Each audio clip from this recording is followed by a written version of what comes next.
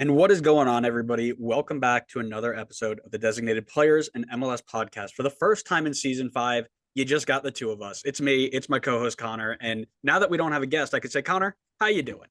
Oh, thanks. Now that we don't have a guest, now you can recognize that I'm here. How you doing, buddy? I'm happy to be here, just you and me, knocking things out like we used to do in the old days. I'm tired, but I'm happy that we got through our not so deep dive series. Amen to that. 29 episodes over like 2 weeks, but really we recorded them in like a 10-day time, 10 days, and edited them all in the same time frame. They're all up, ready to go. If you're listening to this now and you want to figure out what your team is looking like for the 2024 season, go on over and give it a check, give it a look. We got them all posted. They're all up by the time this goes up, so you can see every single team if you want to. You can pick and choose favorite teams, whatever you want to do. But go check it out. Today, we're continuing on a theme that we've done pretty much every year since we've been on the pod, and we're making some predictions. We're going to give you our Eastern Conference final standings, our Western Conference final standings. We're going to list all of the award winners that we think are going to happen, including a brand new section called Referee of the Year, which is very, very interesting considering the current state we're in, but we're still going to pick it anyway. And then, of course, we're going to give you our bold predictions. Now, before we dive into it, we do have to put the disclaimer out for anybody who doesn't want to know how the script plays out and what the season looks at. Do not listen to my predictions. Only listen to Connor's, because if you listen to mine, you're going to hear all of the things that are happening. So, um, I would say let's dive into it, but we can't, right? Because 230 episodes in, we still have to go through our scarf of the week. So I'm going to send it over to Connor. Connor, what are you doing? I am bringing out a scarf for that I didn't get a chance to show in the not so deep dives, and is pretty relatable today to a couple of my picks. But I'm bringing out the Seattle Sounders scarf. Ooh, that's cool. I like that one. Why do you say it like you haven't seen it? I brought it out before. Man, I've gone through so many scarves, and I've seen so many different scarves this last like 2 weeks. I forget what anybody has, except for the ones that we have the same of. So, um, mine are also my scarf is also related to a certain team that I'll be talking about in depth today, because we just didn't have enough time to talk about them on Oh God, every as other if one. you don't, as if you don't talk about them enough already. It's another Red Bull scarf. It's very simple. It's name on one side, vertical, horizontal, kind of interesting stripes on the other. It's got the logo. It doesn't meet in the front, so negative points, as we know. But um, yeah, we're going to talk a little bit about that. And they're in the Eastern Conference. So do you want to start with the Eastern? Do you want to go to the West? What do you want to do here? Oh man, I think we should start with the West because the East is going to be tough, and maybe a few people drop listening so they don't come after us when we make our East predictions. That is a fair shout. All right, so we've got 14 teams in the West this year. Connor, I'm going to send it to you to start it off. Rip the Band-Aid off. Go from 14 to 1. What is your Western Conference standing? So I'll apologize ahead of time because I know in the not so deep dive series we were kind of given ranges for teams, and I think some teams probably moved outside of the original range I gave it, but I had to recrunch the numbers, reevaluate everything, and some teams had to move around. But my 14 to 1, and I need you to preserve your comments and your expressions until it's done. Then you can make your comments and expressions. But I have at 14 Austin, 13 SKC, 12 Galaxy, 11 Houston, 10 Minnesota, 9 Colorado, 8 San Jose, 7 LAFC, 6 Vancouver, 5 RSL, 4 St. Louis, 3 Portland, 2 Dallas, and 1 Seattle.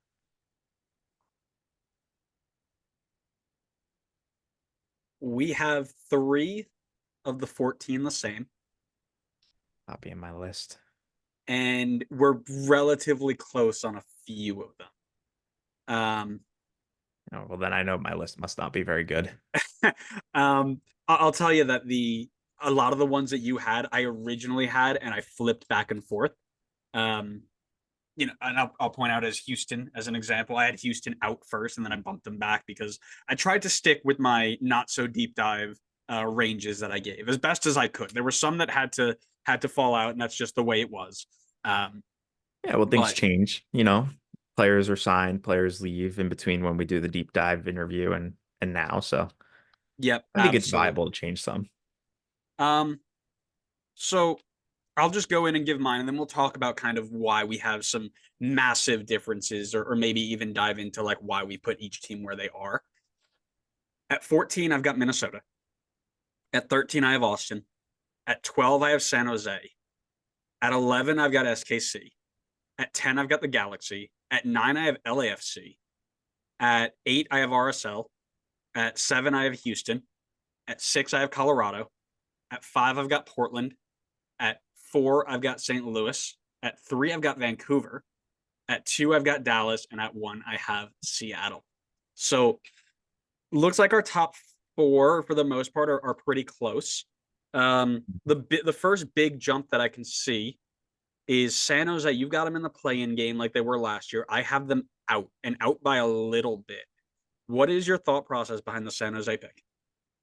I think this starting 11 is really good. I honestly think the starting 11 is playoff worthy. Obviously, the big question mark, and we talked about it in the not so deep dive series, is the depth. You know, who's going to be the next guy to step up? Because just the reality is that probably not everybody is going to stay healthy the whole season, and there's a lot of competitions. You're going to need rotation at certain points, but when these guys are healthy and when they have their strongest starting 11 out there, I think they are genuinely a playoff team. I think they proved that they can hang in the playoff discussion last season, and I think they got a little bit better in their starting 11 with bringing in someone like Pellegrino on the left wing.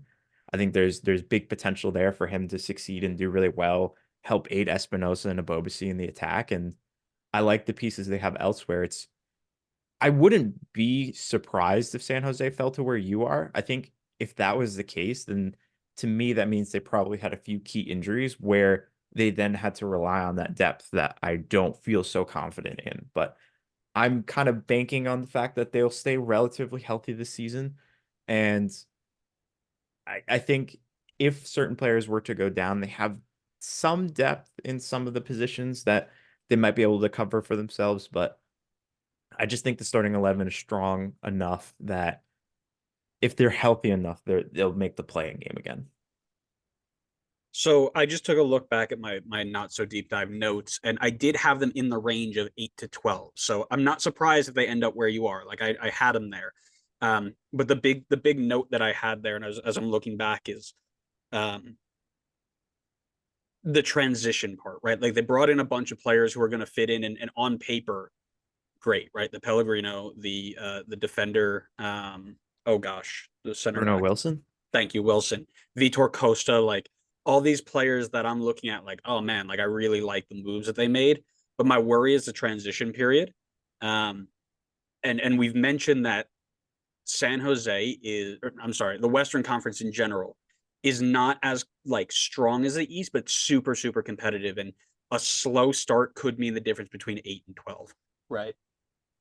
So maybe that's where we see the difference because I don't see them having a slow start necessarily. Because I mean, I think that's only three players. I mean, three players is more than a number of teams have in their new players that they have in their starting 11. But for me, Costa and Wilson are both coming over from the same league, and we saw that did not stop St. Louis from clicking immediately. So while they're both new to the team and probably still have some adjusting to do to the system and to the league and the travel and all that, I think with one another, considering they're both in the back line, they're going to know how to play with one another, Wilson and Costa. And I think that will be beneficial for them, help or beneficial for helping them kind of transition a bit quicker. So I don't really see like a slow start for them from that. I mean, maybe they just don't play well, period. And then that's what's causing their slow start.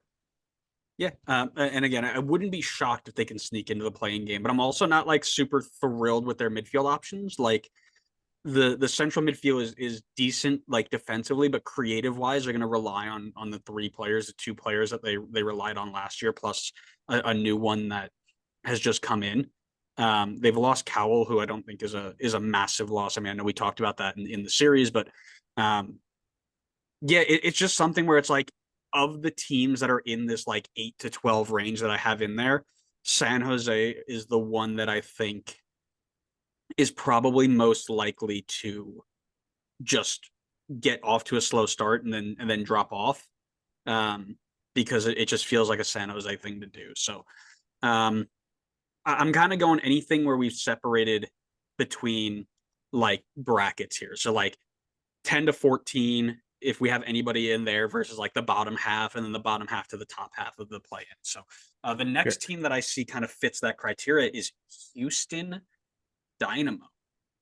You have them at 11. I've got them at 7. Your thoughts on why Houston aren't going to, and if you go the way I think you're going to go, we were probably in the same boat here, and I took the Benny Ball benefit of the doubt. But go ahead. I mean, I just quite frankly, when I look at the team on paper, I just don't see a playoff team. And I think they overplayed what their squad quality was last season. And I think, that's testament to their ability to play together and their ability of Ben Olsen, surprisingly, to get the most out of them, just considering his previous track record. But I feel like this team relies super heavily on that midfield. Carrasquilla and Artur and Hector Herrera's, I think, the entire engine, gear shift, everything of the entire car. They're the wheels, they're the steering wheel, they're literally, to me, they are everything of this team. And if any of them go down or if any of them get sold, and like I know we were talking about potentially Carrasquilla getting sold in the summer and Hector Herrera might be battling injuries. Who knows? I mean, he's 33 now. I wouldn't be super surprised. Artur has an injury history as well. I think if any of those guys start to go down, now all of a sudden, I think with the cracks start to show in Houston. I just don't think the rest of the team is strong enough to get the job done. I know they're banking on Ferreira coming back in at the striker spot and doing well there, and I'm just not super confident in that. Considering I who knows what it's going to look like. Considering Olsen at first, I think we were talking about. I said I don't want this guy in my system. He's not going to work, and now all of a sudden he has to like make it work. Um, and then Ibrahim Aliyu definitely showed flashes last season, but could not find the back of the net enough to justify like being a star striker for this team. I mean, maybe he turns it around this year. I know we talked about that as well. I think he might have been even some people's breakout player, but I just don't like the makeup of the team. I think it's reliant on one thing heavily, and I just don't see. I can't see that midfield staying as healthy as it did last season. So I have a lot of the reasons. So I had them as a 5 to 7 range when we did our deep dive. So I have them at the bottom of my range. One of the reasons was I have faith in Ferreira to come back and be very, very good, as well as Aliu to step up and make another step here. Um, but the reason I have them as low as I do is there's always one team in the Champions League, Champions Cup, who on paper looks super solid, and then falls off the face of the earth because they're thrown out of rhythm, and they get a really slow start, and eventually they climb their way up, or whatever. But you always have that one team. I think it was Philly last year who were just miserable at the beginning of the season, and I think Houston will be that team this year. So the other reason I have them low is the injuries. Right, we've already seen that they've lost Nelson Quinones for the entire year. Herrera's dealing with some stuff. Carrasquilla might not be here. But the other thing is that they've also got some roster flexibility to work with, right? So I have the feeling that going into Leagues Cup, they might be on the outside looking in, and then have one or two moves that bumps them into that 7 role. That's kind of where I was thinking about it. Trying to take a quick look here. Yeah, Colorado pretty low. I'd like to talk about that a little bit. Yeah, I Colorado at mean, 9. I think in our not so deep dive series, I kind of made it pretty clear as to why I'm not big on Colorado. I think Armas is not the guy for the job. I don't trust him to get the job done with this team, and I think the talent is what's going to carry this team into the playoffs for me. And not to mention as well, there's just going to be a lot of new faces in the team. I mean, we were talking about, guys having a slow start because they're adjusting, learning how to play with one another. I can't see why Colorado would be immune to that, considering there's just so much in terms of like not only new faces, but new guys into the starting 11. Like Navajo was here last year, but he just wasn't starting a ton, and now he's going to, I think, be relied upon to be that consistent starter. Omir could potentially get in the starting 11. He's a new face. Jordy, Loffelson, Stefan, like there's just a number of players I think that could get back into the mix and have to learn how to play with one another. Sam Vines has played here previously, but now he's coming in with a whole new group of guys to play with. So there's probably going to be some transition period there. So I think the quality is starting to build for Colorado, and it's definitely a move in the right direction for them. But I don't see them jumping from last place in the West all of a sudden all the way up to where'd you have them sixth? I have them at 6. Yeah. Yeah, I just don't think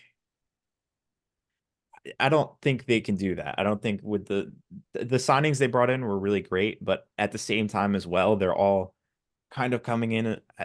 I'll call it like bad form, but a lot of the guys they're bringing back in, all these Americans that are getting their like restart in MLS are coming in off basically not playing in Europe. Like Jordy barely played for AZ, and now he's coming back. Stefan has been in, I feel like, well, I guess he wasn't really in bad form for Middlesbrough, but he wasn't like great either. And now he's coming back in, and then Sam Vines as well. I think wasn't really playing much for Antwerp by the end, and now he's coming back in. So, I think there's going to be a lot of time at the start of the season to kind of get things together. And then on top of that, I'm not an Armas fan. I just don't think he's the right man for that job. So I think they're moving in the right direction. They got really good pieces here.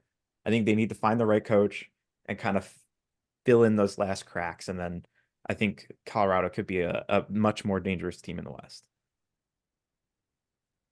Yeah, those are fair points. I'm not going to disagree with you there, but uh, in the way that you mention, the talent is going to take them there. I think they're more talented than some of the teams I have below them. Um, I'm not worried about this team's transition as much because it's not like, so I'll use DC last year as an example. DC last year brought in a whole bunch of new faces from all over the world and had to get them all to, get to that next level, right? These guys have all played here before for the most part, right? Like Vines, Stefan, Jordy, Loffelson, Omir, like they've all been here before and they've performed well here.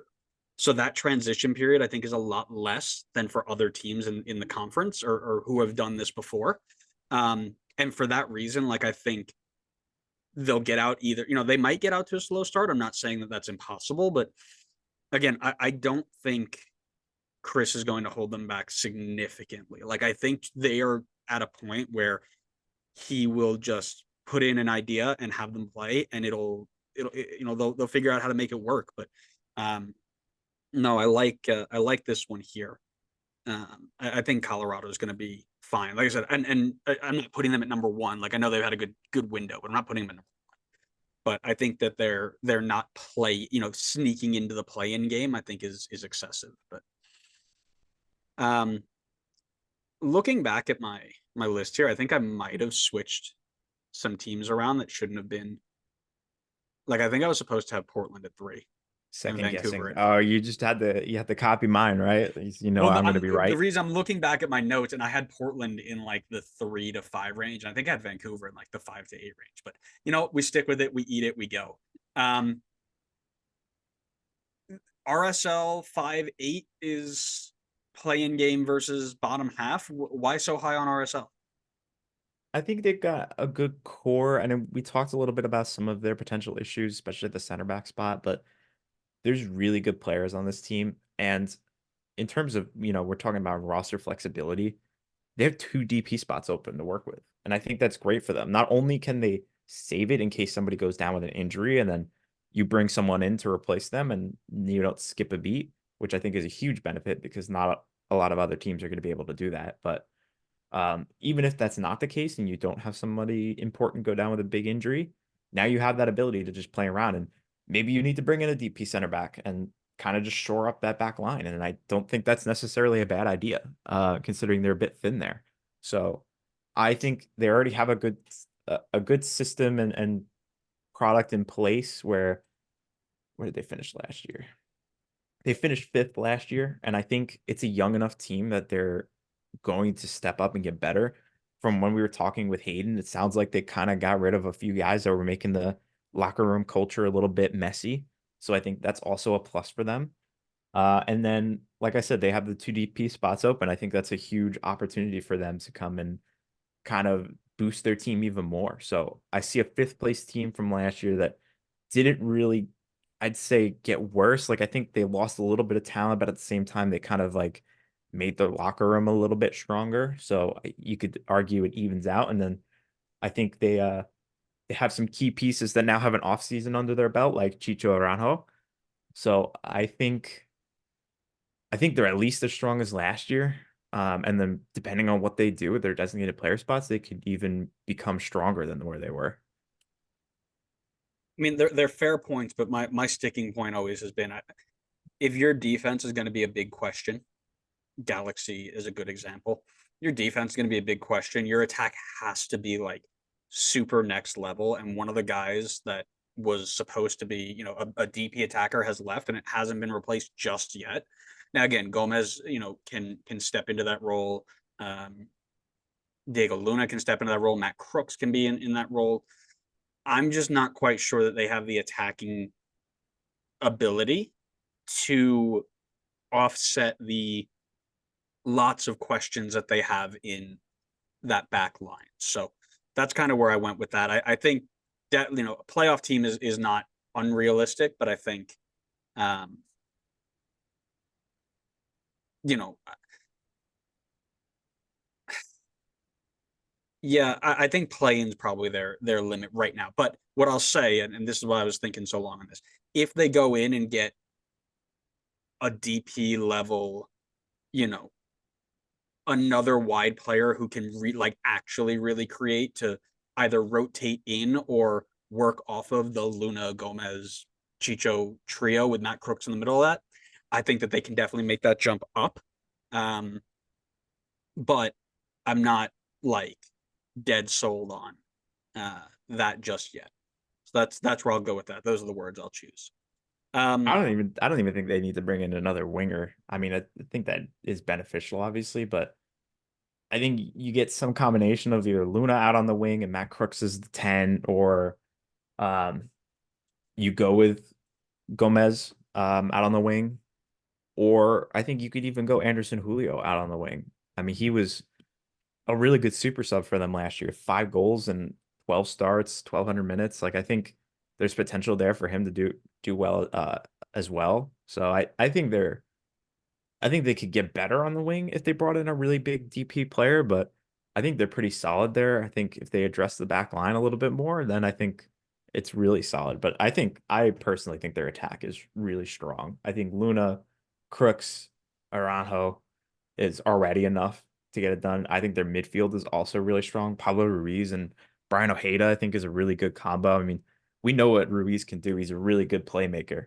I think he'll make things happen for the attack and help support them as well. I think they got plenty of attack to support a little bit of a shakier defense, but hopefully they make a few moves to just kind of shore up the defense a little bit more. I think like one more center back would really kind of lock things up for them. you're not like you don't need to do a lot there to convince me that they can jump up. And I need one. I think I need one more signing for them to really make that jump. And I wouldn't be shocked if they're above a Houston in this group. But I like I like Portland better than them. I like Colorado better than them. I like pretty much everybody else above them right now. So that's also my sticking point. Is it's not so much them as it is everybody else right now. So um, I think the only thing, and it'll be a short conversation, is Vancouver and Portland. And I mentioned that because I think we're kind of on the same page. I just put them in the wrong spot. I've already read them out, so I can't change them. The thing, I think really what I think is in Portland, the attack is like their striker options are low, right? Um, the defense is looking solid, but again, one of the thing, and we'll talk about it maybe in our awards prediction. I think they've got one of the best goalkeepers in the league. Um, with some of the stats that go about that, and I'll tell you why I'm a little iffy on that when we get there. But I'm looking at their strikers, right? It's Felipe Mora, and that's about it. Nathan Fagacha and Tiga Ikoba in that attacking role. Wide players of Espria Moreno, Anthony, who's unproven yet. We talked about him as maybe being the breakout player. Um, and that's it in terms of like attack. And then you got Evander who can play as a 10, but that just feels kind of thin to me. Where if somebody were to go down or get cold or whatever, I could see them slipping down again, a very competitive, if not like star-studded Western Conference. So I'm actually, I'm going to back my guns then. I'm sticking with Portland at 5. I'm happy with it. I think it's a good spot to be. That's fine. You could stick with just being wrong. That's totally fine. I mean, that team from everything from the midfield down to the defense is extremely solid, like super, super good in the midfield and defense, in my opinion. I think defense was a big issue for them last year, and they went out and addressed it immediately, bringing in Kamal Miller and Maxime Crepeau. I think that's phenomenal additions that will like seamlessly work together. And I think won't even miss a beat, just considering they're all very experienced in the league. They all come from the same national team. So I think they will work together very quickly and shore up that back line. And then, I mean, I get where you're coming from on the attack. I think there's room to improve. The winger depth is a little thin, but I still think their wingers are very good. I think Anthony could have a very good season this year. I think Moreno and Espria are more than capable on the wing.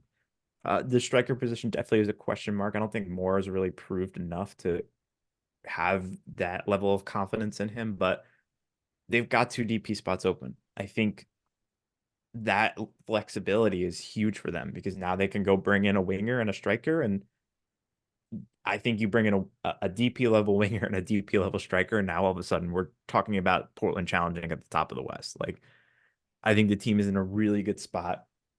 They just need to make those last few signings to kind of make it whole. And then I think they shouldn't rush it. I think they're kind of going about it the right way. I don't think they should just immediately jump at the first player so they can have someone at the start of the season. I think it's fine if they do it in the summer and kind of just feel things out for the time being during the first half of the year. But I really like the way the team is set up. I think they have good depth in their positions as well. I think it's a really good roster that has potential to get even better. So That's super wild that when Colorado has a bunch of players from the same league coming together, they're going to have too long of a time to mesh. But Stefan Portland hasn't gets been in the league. Portland gets 3 players from the same league. It's like, oh my god, top 3. Yeah, Colorado all gets 3 of them. Okay, Colorado they gets had 6 two. players They from had the two. same league, and you're like, They had 2. no play-in game if they're lucky because Chris Armas. They had, Portland comes first in of with all, Phil Neville. Phil Neville, who finished dead last with some of the biggest names in the league. And I know not dead last, but missed the I'm not done. Missed the playoffs with some of the biggest names in the league, surrounded by some relatively decent MLS quality players, and he missed the playoffs. Now you're going to put him in Portland and say, oh, he's got 3 players from the same league, gonna be instant mesh. But then Chris Armas comes in, and it's like, oh, Chris Armas isn't going to do it because Chris Armas was bad for 1 year in Toronto and bad for 1 year in Red Bull. Where's the logic there? I will explain to you the logic if you let me No, talk. no, who asked? I don't want to hear the First of all, it's 2 new players in the starting 11, Kamal Miller and Crepeau.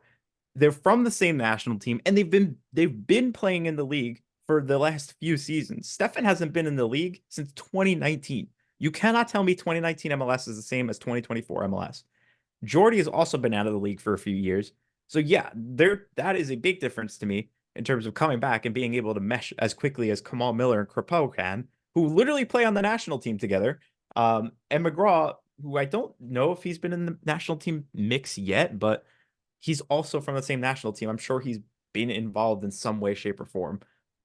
Way easier. And then on the Neville front, he was sacked in June, I believe. So he was out before anybody came in. So he did not get the Messi time. He did not get the Busquets or the Alba time. Oh yeah. He Oh was no, gone. sorry. He only got Gonzalo Higuain and Blaise Matuidi. Sorry. Yeah. Yeah, and he got them to 6th place the year before. That's outrageous. Blaise Matuidi was one of the worst DPs in this league's history.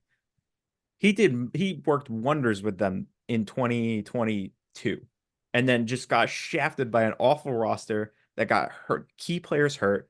We talked about their midfield last year. Every one of their best midfielders got hurt. Grigor got hurt, then Mota got hurt, And then what they were left with nothing. That roster was awful. He had nothing to work with.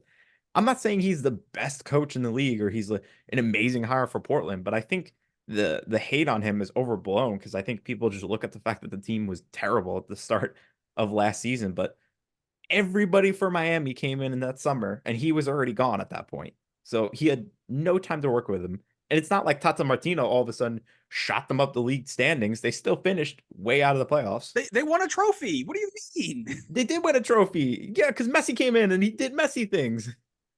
And then what? What happened after the trophy? I've just sent a feeler out to the decision makers of the podcast. You've been downgraded to a TAM signing. You are no Tell me longer a what designated happened. player. What happened after they won Leagues Cup? Everybody got hurt. Right? Yeah, that's the same thing that happened with Neville. What do you mean? Stop. Everybody got hurt in the first half of the season. Stop it.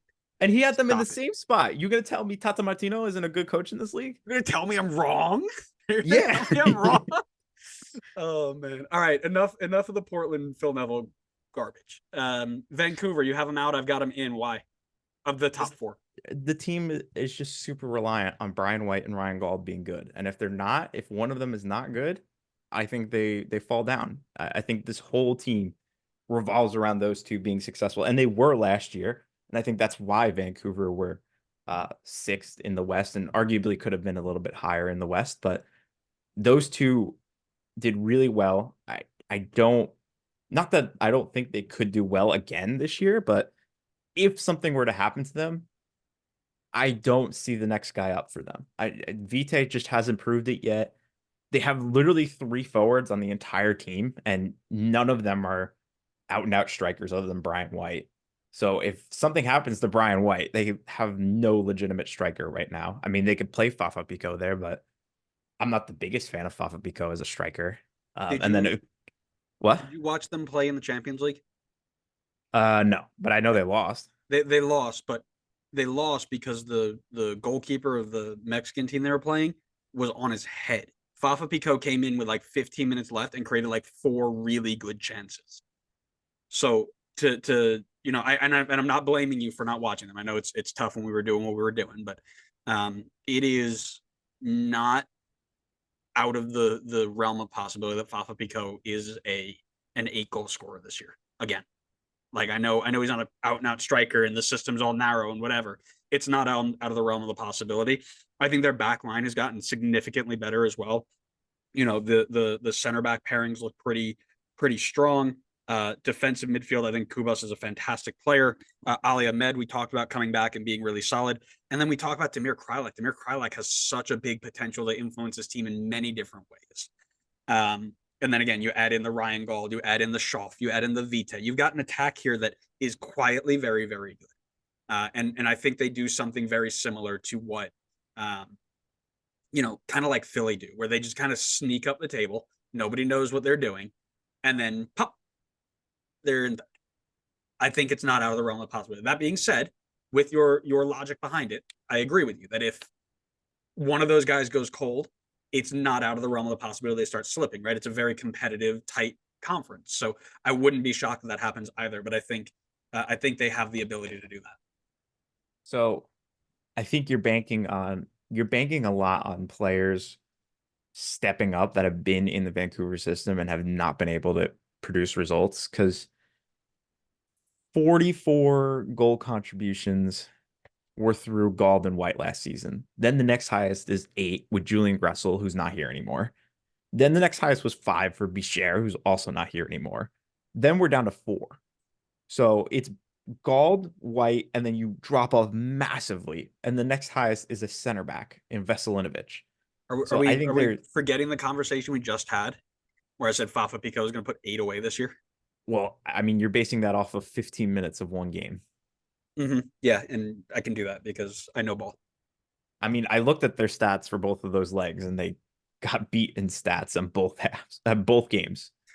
Okay, they had 1 shot on target in their home game, and then they still had less shots on target and less shots overall in the next game, where they lost 3-0. So Fafa Picault can come in for 15 minutes and look great, but that doesn't mean he's going to be great for the entirety of the season because he was good for 15 minutes. I'm sure even Tom Barlow had a good 15 minutes last season. Nope. Nope. All right. Well, that's our Western Conference. Let us know what you think. We're going to post clips and stuff. We'd love to hear your thoughts on where people are going to finish. Give us your finishing table, and maybe we'll make a running list of all the people who give us our standings, and we'll compare them at the end. But now we have to bite the bullet and go into the what has to be the most difficult prediction we've made in 5 years. Oh yeah, for It's sure. the Eastern Conference 2024. I'll give you the honors. Go ahead and give it to me 15-1. Great. You're gonna let me go first. I appreciate that. Thanks. All right, time to make some people angry. So from 15-1, I got 15 Toronto, 14 DC, 13 Charlotte, 12 New York City, 11 Montreal, 10 Nashville, 9 Miami, 8 Chicago, 7 Red Bull, 6 New England, 5 Philly, 4 Atlanta, 3 Columbus, 2 Cincinnati, and 1 Orlando. And you know it's not biased because I put Orlando 1. um, there's really only one that we're there. There are two that we're pretty far off on. But everything else is damn near identical, actually. I feel like there's like a cutoff line, like 1 Yes. through 10, and then it's like, all right, these 10 are in this first bracket, and then the last 5 are in their own bracket. Yeah, and that's kind of where I was thinking about this was you've got like we talk about how there are like 7 or 8 teams that could be pushing for the top 4 in the East, but realistically it's 4 and 4, and you're looking at who can jump 1 or 2 spots to get in there. So we'll talk about well, actually there are 3 now that I'm looking a little bit closer. Yeah, well, there's still a little bit there, but let me give you mine. 15, I've got the single worst team in MLS history, Toronto FC. In 14, I've got Charlotte. 13, New York City. 12, I've got Miami. 11, I've got Nashville. 10, I've got DC. 9, I've got New England. 8, I've got Montreal. 7, I've got Chicago. 6, I've got Philly. 5, I've got Red Bull. 4, I've got FCC. 3, I've got Atlanta. 2, I've got Orlando. And 1, I've got my Supporters Shield winners, Columbus Crew. Sorry, I don't know if we're doing that prediction later, but that's my. We could cover that prediction as well. I don't know if I mentioned mine. I think, and it pains me to say it, but I think Orlando is my Supporter Shield winner. All right, there you go. Now you have it. First big difference, like I said, I think we both are not high on TFC, even though they did just sign a defender, or they're working on signing an Irish 33-year-old defender because Oh, that's it. The problem's there is problems fixed. Shoot them up the league. Columbus, look out, baby. Charlotte also not high on. New York City not high on. But let's talk DC first. I've got them just missing out. You've got them pretty well out. What's your thought process there? I just don't think that they're really much better than last year. And I think maybe this is a little tougher for me because I wasn't on the not so deep dive, so I don't get the insider information. But Oh, that's right. You did miss I that one. I did not like the roster build that they had last year. I think they went and brought in a bunch of aging players, like a win now kind of move, and it didn't work out as I predicted, of course, because I'm never wrong on predictions. And now I don't see a situation where all of a sudden that just clicks and all of a sudden they start shooting up the table and doing way better. I think they've got good young players at the center back spot. I think they're actually really exciting and young at the center back spot. Outside of that, I just think it's an aging team that just hasn't worked. I mean, I'm a big Aaron Herrera fan. I think that was a good addition, probably their best addition, in my opinion, in this offseason. The midfield it's decent. Click was pretty good last year, but again, wrong side of 30, another year older. Don't know what he's going to bring to the table. Is he going to be able to match that level from last season? Russell Knaus, like I think he's the one that I would feel most a shoe in for to be good this season. Like I think he's just consistently been probably well, actually, I'm not going to say that because I don't watch DC. So let me not say things I don't know about. What I do you mean? know The entire podcast for the last 5 years have been you saying things you don't know about. What do you mean? they brought back Pirani, which I know was a big move for everybody. Didn't get much game time last year, so I really have no clue what to expect from him. Obviously, they saw enough that they wanted to bring him in full time. But we'll, I guess, see what happens there. I'm not sold yet. I feel like that's a position where I'd want to see him prove it before I say that he's like their game changer there. And I think Benteke has been a great signing for them. But again, another year older on the wrong side of 30. If he gets no service, I just don't think he's going to do much. And I don't see a team that's going to provide much service for him this season. So I don't like the roster build. I don't see enough of a change from last year that suddenly boosts them higher. I think the other teams around them got better, and I don't think DC got much better. So, you know, I was on the deep dive, and the feeling right now around DC is excitement, and everybody loves Troy Lesane, and it's very, very, it's a something I understand, right? He coached my team for a half a season, 3/4 of a season, um, and he's got certain players there that are going to make it competitive, right? Jared Stroud's going to press the heck out of everybody who goes in there. Um, Dobler, I bet, is probably going to be in that same mix of players who can do that. Um, I like the signing of Matty Peltola, excuse me, in where he can play as a 6 or as a 5. Flexibility there. Benteke, I think, is still going to be solid. Bringing back Priani is going to be big, and then the sleeper for me is Christian Fletcher is back, who went over to Swansea's U21s and absolutely lit the world on fire. And I think he has a really big breakout year.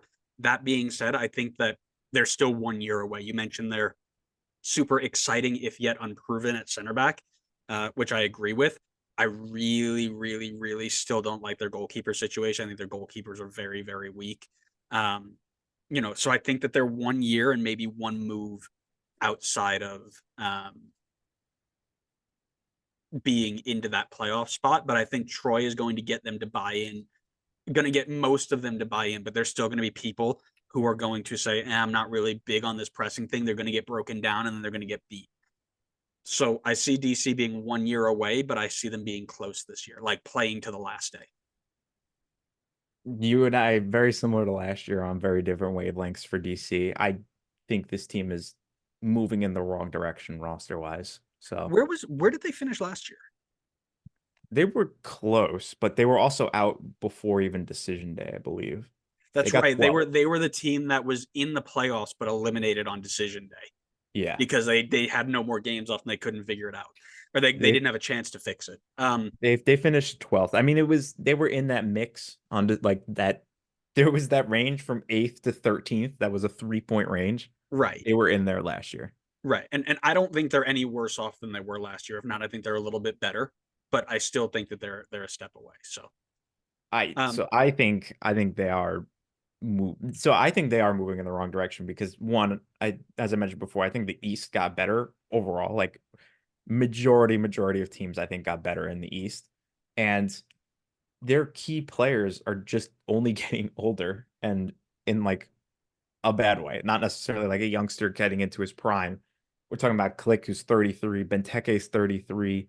Um, I don't think Pedro Santos is a key player, but he's also 35. And then Tyler Miller net is now on the wrong side of 30. Steve Birnbaum, 33. Like their key players are older, and I just don't think they're going to be able to consistently keep up the level that they'll need to get this team into the playoffs.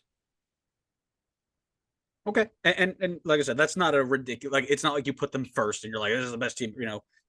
They're both out of the playoffs regardless of who you ask. So the next one though is somebody who we have them out and one has them in, and that's Inter Miami. So we've covered this one a lot, right? Like this is something that we've talked about a lot. I truthfully believe this team is going to buy into the 3 cup competitions that they're in, 2 or 3. There's been a report that U.S. Open Cup is on life support again, so we'll talk about that later. Not this episode, probably next episode, but they're going to go all in. And when they get into the league, they're going to just rotate until they absolutely can't. I don't think the players hold up. I think players are getting hurt. I don't think their depth is good, if not unproven. But I think that it wouldn't shock me if they missed the playoffs. Like it just the build feels bad. They're starting to go through. They just lost Gregory again, like permanently gone. The depth pieces that they have are now being forced to be moved so that they become roster compliant by actually this is being posted the day after their first game. So to hope that they're roster compliant by the time they get there. It just feels like this has been a poorly planned gamble to get big names in the door, win 3 or 4 game competitions, and then fix it next year. So it wouldn't shock me if they miss it this year. I think I mean, we talked about it, and I'm in agreement that I think they are mainly looking to win trophies. But I think optically, they are just not in a position where they can miss the playoffs. Like I just don't think you could kind of get away with it last year because they had such a bad first half before everybody came in. They were already like in a really bad spot, and then like key players like Messi got hurt and then wasn't able to play. And you can make a million different excuses as reasons why they couldn't make the playoffs. This year, there really just is no like excuse for it. And I think it'll look bad on the organization if a 9-team playoff system, if you can't get into a 9-team playoff system, I think the quality is there. They have to manage their rotations right. It's not like they don't have the depth to do it. They have like 38 players on their roster. Like it's outrageous how many people they have. I'm sure not everybody's going to be registered. I'm sure there's a cap somewhere on how many players you can have, but there are so many different players here. To your point, a lot of them I think are a bit unproven, but that doesn't necessarily mean that they're going to be bad. There's plenty of high potential guys on this team, like I think tons of them that have a lot of potential. I think people took pay cuts to come here and play with Messi. I think that's a benefit to Miami. Like I think they're getting quality talent that's better than what other teams are able to bring in because they have someone like Messi on the team. I think they're going to manage it correctly. I trust Tata Martino to get it done, to play and be competitive in cups, and to also just do enough to get themselves in the playoffs here. And then that's when I think things, if they do it correctly, that's when things will click once they hit MLS Cup playoffs. Hopefully, you keep your guys relatively healthy, and then that's when you make your run. I don't see any, like you had said on the episode, they're not going to just go out and into games and be like, okay, we're just throwing this game like we're not playing to win. They're going to play to win every single game. Right. And they have and the quality may not necessarily be there to win every game, but there's a lot of depth in this team. I think they're going to be able to afford some injuries and still be able to bring quality to the field. So I think there's enough here that they can be competitive enough to get into the playoffs. I think they have to get into the playoffs, if I'm being honest. Dude, I'm just like I'm looking at this back line and it looks awful. It just It looks is, yeah. so bad. But And that's my worry. they're My worry down is 3 center backs right now. and that's my worry, right? We're going in, we're playing this MLS 4.0 style that is going to rely heavily on attack. Our defense is going to try and hold things together like, putting a car with band-aids. And then these attackers are going to get hurt or they're going to need to rest or they can't walk or whatever it is. And now you're going to expect that defense to hold up against. I mean, I saw a video. Miami turned the ball over. Messi is 3 feet away from the ball and he just stops. And they just run by him. And they're now being countered and they're playing 11v9 basically because Suarez isn't pressing either. Right? Like the second they lose that ball because of whatever reason, bad bounce in the field, missed touch by a youth, whatever. It's 7v4 going the other way, and good luck trying to stop it. Like, I think this is going to be bad for them. But yeah, I mean, I think they're going to be a bit of a mess defensively, but I think that's the system they need to put in place. They can't have Messi and Suarez pressing all game long to win the ball back. Those guys will get exhausted and then get injured and miss like so many games during the season. If they want to keep them healthy, they need to have them just kind of, you know, putting their effort in when they have the ball into attack. I think they have to. I think the other players on the field have to probably be aware of that these guys aren't going to press, and that's the way it needs to be set up. And they're going to have to kind of step up a little bit more to make up for that. This team needs to be the single most efficient attacking team in MLS this year because Which is going to be if they don't hard. score, 40% of the time that they make an attacking move, they're going to be TFC level bad. I don't think they're going to be TFC level bad, but Is it a bold we'll prediction? see. Who knows? Stick around. New England, I had them just sneaking in. You had them just outside the playing game. What's your thought there? And then I have one more question before we go on to our awards. Okay. So for New England, I like the build that they had together. I think there was the team was what I think second place in the East last year before all the like all the off-field issues hit, like the Petrovic transfer and then the Bruce Arena stuff, and that completely I think derailed the season. But all of that is water under the bridge at this point. You have a new manager in, he knows how to win. He's won in multiple different organizations. Petrovic is now gone. You've washed your hands with that. It's over. It's a reset. It's a good roster. They really have I don't think they've changed much from last year. I know they lost Gustavo Bo, which could potentially be a big hit for them because Vrioni has not proven himself yet. And that striker spot's definitely going to be a question mark. But I think the roster is really strong still. And they I think they have that same roster that was challenging for second place in the East at some point last year, uh, for the most part. But now they have the off the field issues done with and they can reset, refocus. I think they're definitely a playoff team. I do not see them as a play in team. But my reason for putting them, I would honestly put them higher, but my reason for putting them a little bit lower is just for the fact that that striker spot is such a huge question mark for me.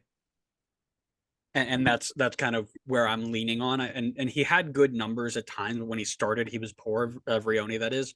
My other one is the goalkeeper spot. You're looking at a team that for the last 2-3 seasons had a goalkeeper who were performing at top 5 PSXG plus minus numbers, and then we get this, and I think you mentioned it a lot was Ravas comes in, and you're wondering, uh,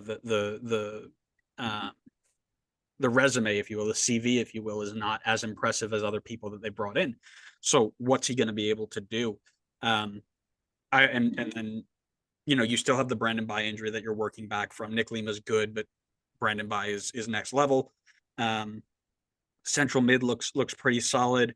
Attacking, Barrera still being out, but Chankala coming in is a great move. Esmir unproven, if yet exciting. And then Vrioni and Wood are the two kind of question marks that they still have there. So I just, there are other teams that I think can make a bigger jump there uh, than New England. Oh, I missed one. We should go back then. Montreal, you've got them out. I've got them in. What's the deal, bro? I think they've got a good base in play, but this team is just missing like I'll call it a star for them. This team has always been, I feel like, missing that star player. And I just feel I feel like in the past you can kind of get away with not having a star player, but nowadays, I mean, if you look at the teams that make deep runs into playoffs and do well in the standings, majority of the time it's because they have a star player. And obviously it could be a situation where they could create a star player. I think that's something we had talked about a little bit in the Montreal episode is they don't necessarily like they're not the team that's going to go splash 10 million to bring in some big name player. They're going to be the situation where they have to buy somebody on the cheaper and then hope that they can like hit a next level and kind of become the star player like they did with Jordy. But I just don't think I see that yet on the roster. Like I think they have good players in place, hence why I have them just out of the playoffs. But I think they're just missing that next level attacking player for them. Like I don't know what to expect for Kokoro. Yosef, as much as I love him, he's just not the same Yosef anymore. He's going to maybe be good for about 8 goals in the season. I just don't think that's enough to really consider him a star. Opoku, I think, has that potential, but didn't hit nearly the levels I think he would need to hit last season with Montreal in order to be considered that. I like Yankov a lot, but I don't think he's quite the star attacking player that they would need. So I just don't think I think they need that in order to make the push into the playoffs, just considering as we talked about how strong the East is. But there's a good core in place. I think there's some question marks in the back line. I really don't like Breza. I I'm not a fan of that in the goalkeeper position. And the center back situation is also like a little bit unsure. I don't think either of us were super high on Sosa. I can't remember exactly. Waterman's solid. I don't really know. I'm not like I think Campbell could have a good year, but I don't know if he's gonna play. So and then I've been diving really deep into this, but their fullback spot as well is very thin. It's Raheem It's Edwards and it's thin. Ruan, and that's it. And But someone you would have also to have play. players like Lapalainen who can fill in if you need Right, to. right. You've got other players who can fill in that role. But sorry, I don't mean to cut you off, but you mentioned Breza in the goalkeeper department. Breza's not going to play. Jonathan Soroyce played 33 games last year, and he Okay. was like a Yeah, top maybe you're five. right. He was a top five goalkeeper, I right? thought I The remembered. reason I have them Oh, sorry. Go in ahead. the 8 spot instead of out is simply because of that time to mesh, right? We talked about the Colorados and the Portlands and players coming from inside the league to become one. They're doing what DC did last year, where they're taking all of the players from outside the league and bringing them in. So that transition is going to take a little bit longer, and then the um, the other big thing is the coach question, right? Is Courtois going to be the guy? I think it takes him a little bit of time to figure it out, but I do like them better than the players I have or the teams that I have out right now. So, um, all right, that's East. We've done West.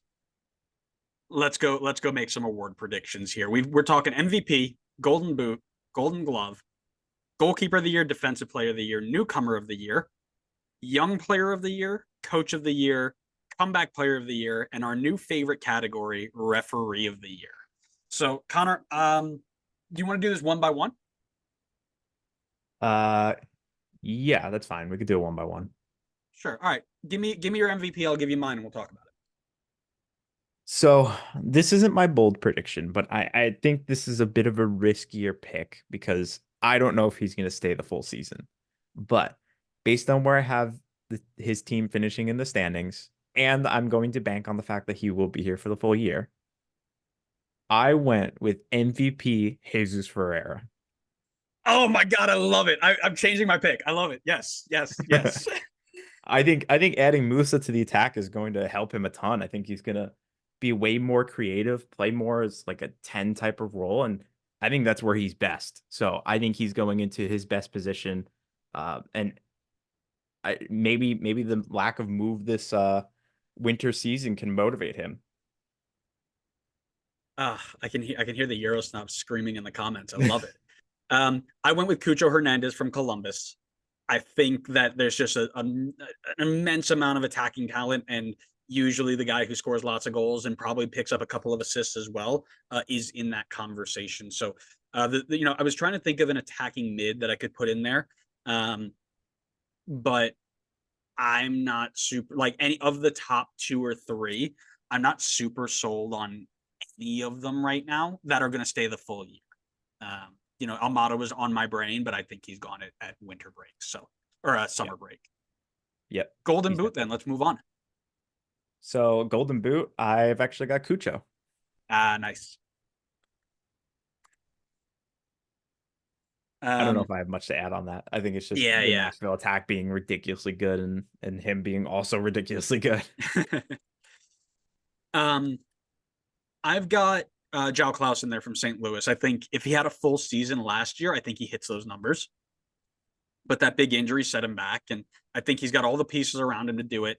And it's just a matter of when he can get it done. I think St. Louis is still going to be pretty solid this year, if not less defensively strong than they were.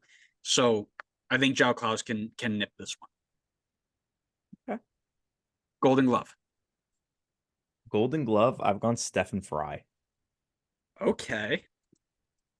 I'm not super sold on the Seattle striker situation at the moment. I still think they're top of the West for me, for sure. But I think that's going to be because their defense is really good again. And Stephen Fry is going to be a big part of that. I've got, and I had to compare, defenses and things like that. I've also gone in the West. I've also gone in the Northwest, but I've gone a little bit further down the road. Geography. Yes. I've gone with Maxime Crepeau in Portland.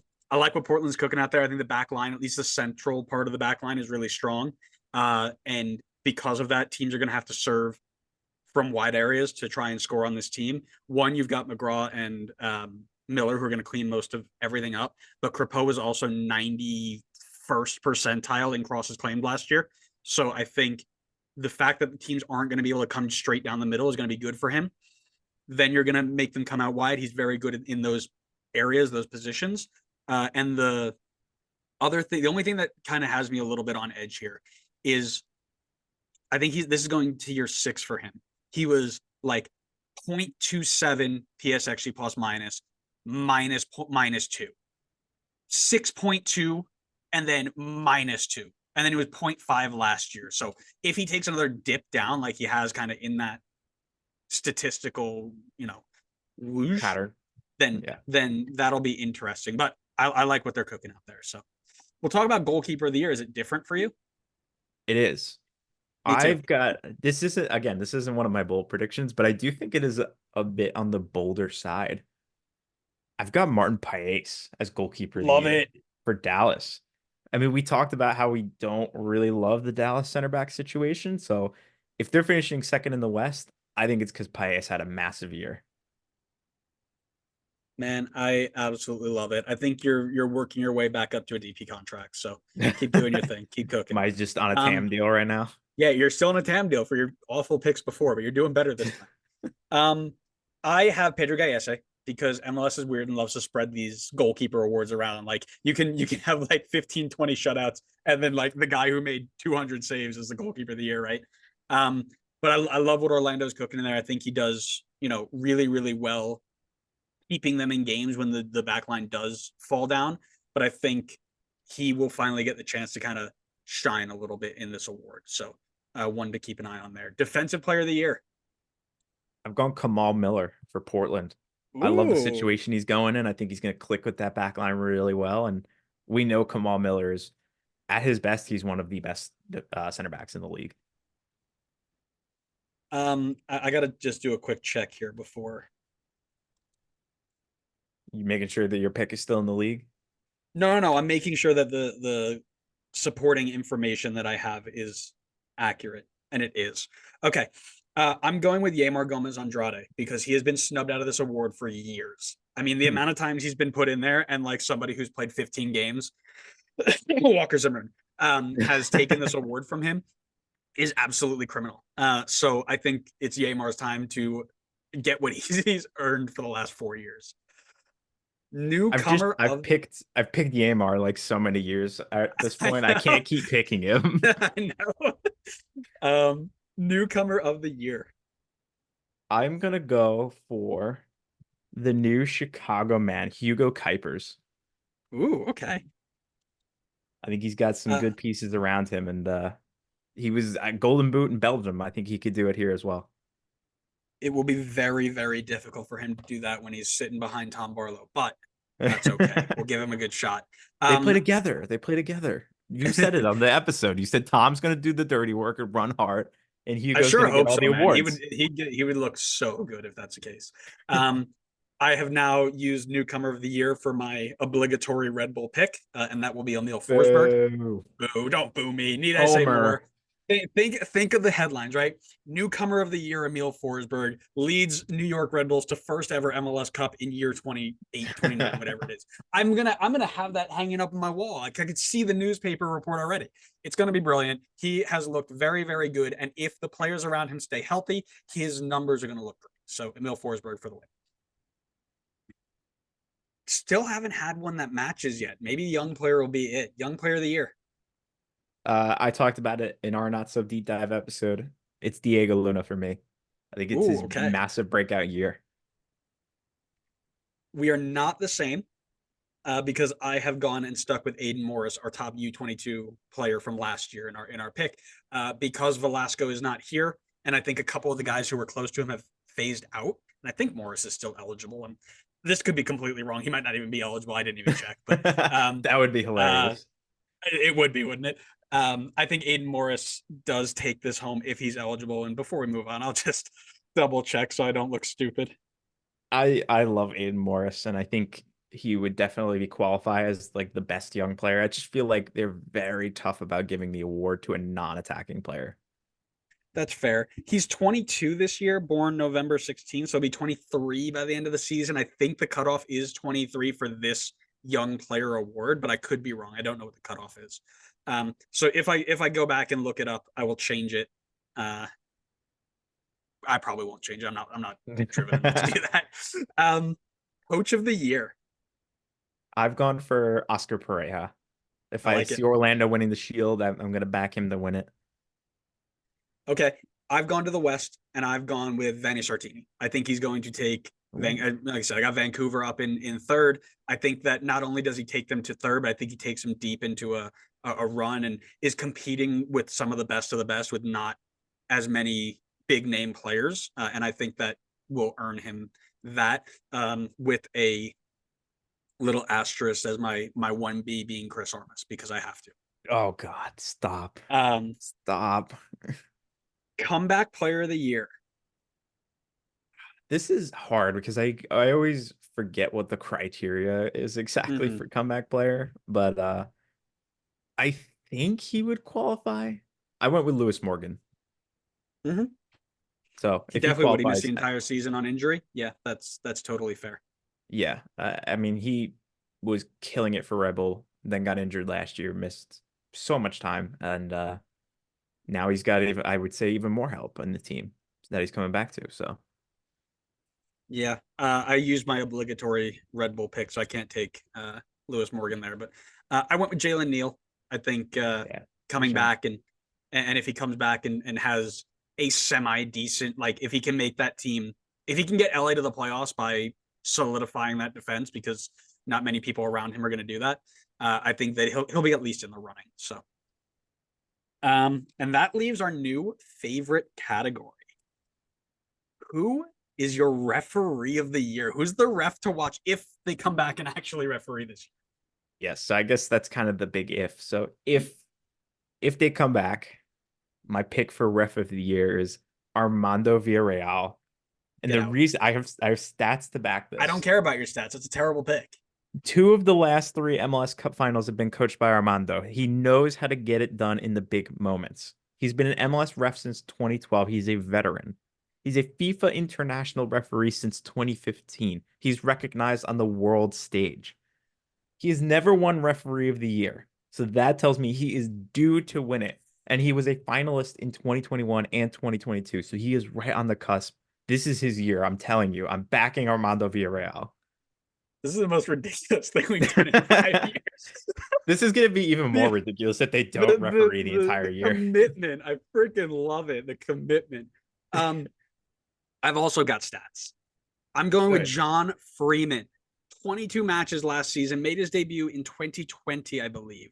Um, only 86 cards, two double yellows, no straight reds, and four PKs. That tells me he's got enough to control the game, but not like enough about him to make it all about him, right? We're not looking at a Mark Geiger, Geiger show. This is just John Freeman saying, I'm going to go out there, I'm going to do my job, I'm going to get the game done, and I'm going to go home. And that is what I look for in a referee of the year. So it's John Freeman's time to shine. Here's what I hate to break to you. Um, Making it not about yourself does not win you awards. Geiger has won the award twice. So clearly you need to make yourself the spotlight and you will win the award. I'll tell you that's totally fair because Victor Rivas I think won it, and He did. he Yeah, he he won it he last repped year. the Red Bull FCC game and he was garbage. So listen, Yeah, I'm there you all go. aboard the John Freeman hype train. Like I am going to be pulling as soon as they come back from their dispute at the negotiation table. It is like I'm getting hats, I'm getting scarves, I'm getting a John Freeman scarf. Like we're going all out How are you for getting a John Freeman John this year. Freeman scarf? We'll find it. Listen, if it's there, we'll find it. But that leads us to our final section in this, relatively long episode. We hope you've enjoyed it so far, but it's time to make some bold predictions. Connor, I'll let you get your first one out of the way. Bold prediction number one for me, and I'm sure there's going to be some people that do not think this is bold. and you can think whatever you want to think. Hold on. I gotta stop you before we do this. I gotta take this away from you. You can't just pick the same team and take 3 players and be like, oh, this team's gonna finish here, this guy's gonna do good, and this guy's gonna do good. No more of that. I purposely did not do that this year. Mine Okay, have good. nothing to do with award predictions or standings predictions. Thank you. The Peter Vermees run in SKC ends this season. Wow. I can't remember how many years it was. Tom just sent out the tweet. I remember, I think I saw it yesterday. He's the I think longest running manager. 2009. Yeah, so that's what, 15 years? Insane amount of time, first of all. I've got them 13th. I think if they finish down there again, he's gone. You know what? It's not the most ridiculous thing in the world. I have hinted at bold prediction 1 pretty much every time we've spoken. Messi and friends do not play more than 20 full 90s together. Like over the course of all the games that they're playing, they will not play more than 20 full 90 minutes together. I think when you throw in the full 90 factor into it, I think it gets way less bold. Because, like, realistically, they're just one of them is not going to play the full 90. But so let me rephrase it. You're right. Okay. Let me rephrase it then. You're right. They won't make more than 20 starts together. Okay, that's fine. That's you're totally right, because that's the 20 full 90s is a bit tough because they're always going to sub players out and whatever. 20 starts is going to be where I go with that. Across all competitions, right? Messi and friends will not play more than 20 starts together across all competitions. He's looking to get Inter Miami heads. Why? No, that didn't come out phrased right. He is looking to have Inter Miami fans coming for his head. Also kind of weird, but we'll just move on from there. Bold prediction number 2. So I've been a little too nice to Orlando this episode, so I need something to knock them down a peg.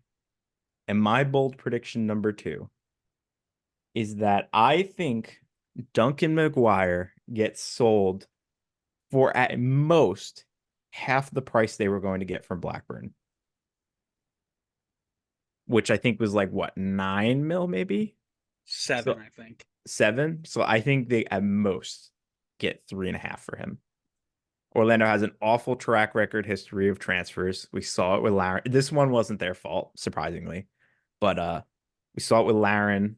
They let Chris Mueller go for free. They have a bad track record, I feel like, with transfers out. And I think it's going to strike again with Duncan McGuire. I think they had a really good deal in the cards. And then the transfer gods said, hold on a minute. This is Orlando. We got to check them for a second. And now I think they're going to get struck by that. That's a good one. We both have Nashville missing the playoffs. I'm at 11. You're at 10. The reason I have them that low, bold prediction number 2. Hani Mukhtar scores less than 10 goals this year. Okay. Teams will figure out a way. Let me put it this way. 10 goals from open play, because he'll probably step up to penalties and tuck them away. But 10 goals from open play. Is that so Hani Mukhtar scores less than 10 goals from open play this year? Is that because you think that he is going to be injured, or you think teams will just figure him out? Teams will figure him out, and they'll be able to defend against him. Fafa Picault was kind of taking away a lot of that because he was giving them there, and Sam Surridge is. I don't think that he is going to drop goal contributions as much. I think he will get tons of assists to Surridge. That's kind of where I'm seeing this. He becomes more of a playmaker than a goal scorer, but it's not enough to take it to the next level. Well, I can't say that I wouldn't expect it to happen, considering he only got 10 open play goals last year. Or sorry, not open play, non-PK goals last year. So it could definitely happen, but I'll still say it's definitely pretty bold. Yeah, I think so. Is that true? Well, unless you're talking all competitions. In that case, I'm only looking at regular season. Let me change that then.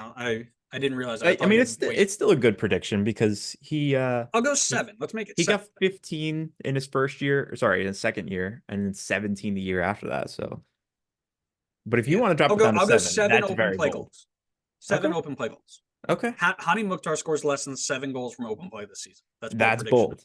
That's bold. Yep, that's better. Like I said, and these are the things when I'm like, oh man, this is like in my head, I don't even look it up because the stats are like, oh, he just kills it every year. He's always in the top of the Golden Boot race, whatever. But yeah, let's make it a bit bolder. Okay. I'm here for it. I'm here for it. Does that mean that I believe I'm up with my last bold prediction? Last one. What do you got? So this is probably not going to sound like a super bold prediction off just reading the title of it, but hear me out on it. I think the Supporter Shield winners for this season will win it on less than 65 points, which has not happened since 2016 MLS, back when there were only 20 teams in the league. So Ooh. it's been 8 years since a team has won the Supporter Shield on less than 65 points. I think the league feels really well rounded this year. And I just don't see one team that's head and shoulders above the rest. So I think it's going to be really tough. It's going to be a battle.